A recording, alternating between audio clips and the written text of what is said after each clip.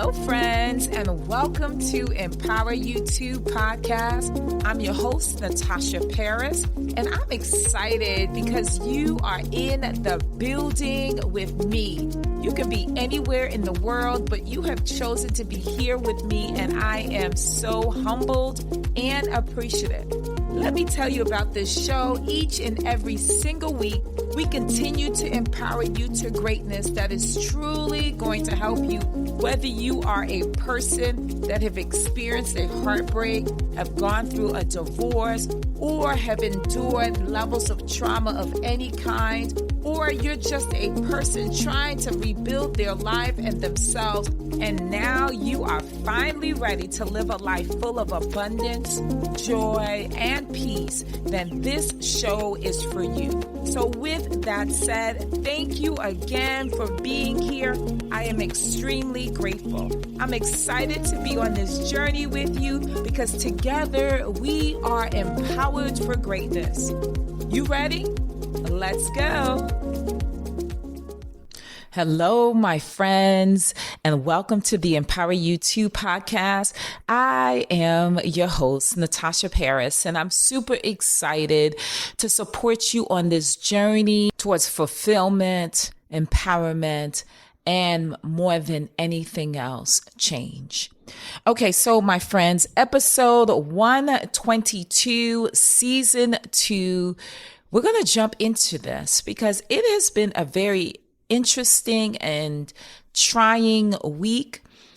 I, as a licensed clinician, decided to support another organization to build their programming.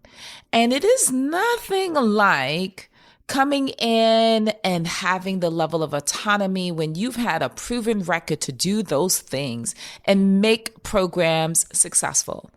But it's another thing when you walk into an organization and there are individuals that are there where things weren't working anyways before you got there. And they are quickly intimidated, feeling levels of insecurity, and blocking every direction that you come with and ideas. And so how do you deal with difficult people or difficult situations? That's my topic. Episode 122, how to deal with difficult people at the workplace, at home, in your neighborhood, or around the world when we're talking about politics, okay? How to deal with those situations and people that can make you pull your hair out. But on Empower You 2 podcast, we're not about pulling our hair out and being stressed out and feeling levels of anxiety and being mentally exhausted. No, my friends, that's not what we do. What we do is we figure out a way to preserve our sanity, emotional wholeness, and peace. And let me say this, my friends, at every cost, you should protect your peace. And if you do not protect your peace, you will be drowning in that water of anxiety, stress, physical symptoms that are not good in your body, and also taking it out on others or people that you love, which is a no-no. Okay. So let's jump right into this topic. What I know for sure is that in doing this work for over 20 plus years, what I know is that there are individuals who are walking around wounded. I'm going to say that again. They are walking around wounded. They are feeling like the world is on their shoulders. And so when someone who's very light, not heavy, in vibration and energy comes in with their bright light, they can be very blinding to those who are holding on to things, who have been hurt, who live in darkness. And so it can be very exhausting for the person who is light right? Light to actually support and work with a person that is on the other end of the spectrum. Okay, so let's talk about it right now. Dealing with difficult people or situations is a common challenge for many individuals. I'm sure you can think of a person that you worked with or someone in your household or family that you have had difficult conversations with on a consistent basis. We're not talking about, just a little bump in the road. We're talking about a situation or a person that is consistently draining you because they have suffered some trauma or some loss and they don't know how to emotionally check themselves. Okay. All right. So let's talk about some approaches and strategies, my friends, because guess what? On the Empower You Too podcast, I'm all about what you can do right now to support your growth. Okay. So here are some strategies that's going to help you navigate and manage all of these tough moments. Okay. So the first one is I want you to stay calm and centered.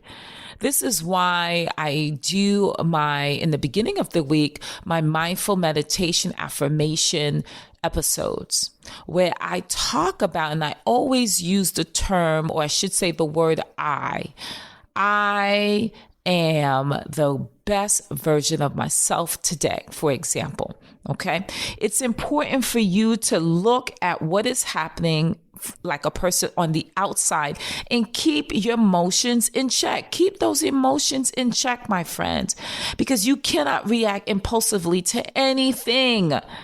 So the best way to do that is take a deep breath in, hold it, and exhale through your mouth. Take a deep breath in, hold it. Okay. So it is in those moments where you have to take a deep breath, pause before you respond. And sometimes you just need to take a break from your thoughts. Okay. Let's be honest, right? Let's take a break from your thoughts so you can begin to gather more positive thoughts. I've talked about it on several different episodes. So peruse through that. You have 121 episodes to look through to see what works on that end. Okay. Because when you stay calm, my friends, let me say this. It helps you think clearly and approach the situation more logically and strategically.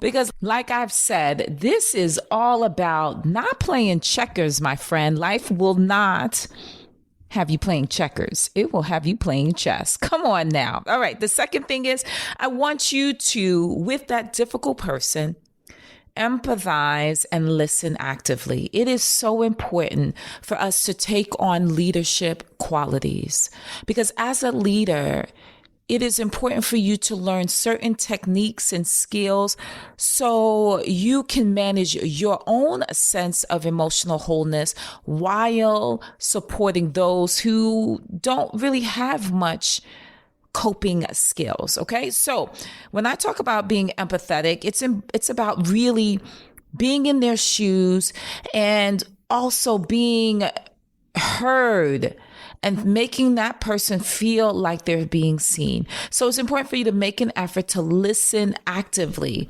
and show them that you're not trying to hurt them, but you truly are understanding their point of view, whether it is rational or not, or I should say irrational. Okay. So you have to definitely be in a place where you're using phrases like, I hear what you're saying, or I can see that that is important to you, or I can see how that might come across as offensive, right? Being in a place to empathize with them, to hear them, because again, those who are difficult normally don't do it with just you. They do it consistently and they're committed to that task of being difficult, even though they may not admit that they're a difficult person. Okay. So we have to be in a place where we're taking the high road and we're empathetic and we're listening actively. The third is, it is so important, my friends, to set boundaries with these difficult people, because people who are consistently bringing negativity, they require like when you go bowling, there are the little, I forget what the bumpers. They need to have clear boundaries in order for them to move in a place of purpose and be in a place where you're politely and firmly communicate what behaviors are acceptable and which ones are not. Being a leader, my friends, it's a tough task. Because you know that saying, I often said, Spider-Man said it, with great power comes great responsibility. And you have to understand that saying no is okay. I've said this on many episodes, right? I've said, learn to love the word no, or redirect those conversations away from unproductive topics, because those difficult people will drain you. They will begin to talk about how they are feeling and how things are not happening the way that they want. They may complain and gripe about the smallest of things every day. And you have to get to a place where you are setting boundaries and saying to them, look, we're not going to have that conversation today because that is not a productive conversation. This is what we're going to do. You have to be very clear. The fourth is you have to use I statements, right? When you are discussing a conflict, frame it in the way with your responses. We cannot control anyone else's responses, but frame it in a way where you're controlling your responses and using I statements to express how that behavior affects you rather than blaming the other person. In other words, oftentimes those individuals who are difficult, they always feel like they are being individually attacked. But if you say, I feel stressed when deadlines are changed last minute, as opposed to you are always changing the deadlines, or you are never following through on the directives, or you are never listening to me. Flip it around and say, you know what? I feel sad when you don't hear my point, boyfriend. I feel taken advantage of, children, when I give you money and you waste it on things that we did not discuss. I mean, come on now. We have to, these things are so important, my friends. It helps you. It really, really does. And that can reduce their defensiveness, right? And open up a space for a constructive conversation. Constructive conversation, not criticism, but conversation. Because again, difficult people want to be heard and they want to be seen. Okay. All right. And then the fifth one, which is, I have 6. Okay. The fifth one is choose your battles. Not every situation or person is worth engaging with. You know that saying, you're a non-factor? You have to stand on that. Consider if the issue is worth fighting for, because sometimes it's better to let them go and move on, right? Because if possible, avoid and distance yourself from them consistently, because difficult people, my goodness, can be very toxic, very draining. And you don't need that in your space. Remember I said that about protecting your peace at all times? Like, you need to do that on a consistent basis and make that your focal point. The last one is, I can't stress this enough. It's important to practice self-care. Managing stress with challenging people or situations can take its toll, my friends. It can really take its toll to the point where you are mentally exhausted. And so it's so important for you to practice regular self-care practices. Like, it's important for you to work out. Like, I go to the gym 5 to 6 times a week because it helps me. I'm not in this place where I have to lose weight despite being perimenopausal. Yes, let's talk about it, right?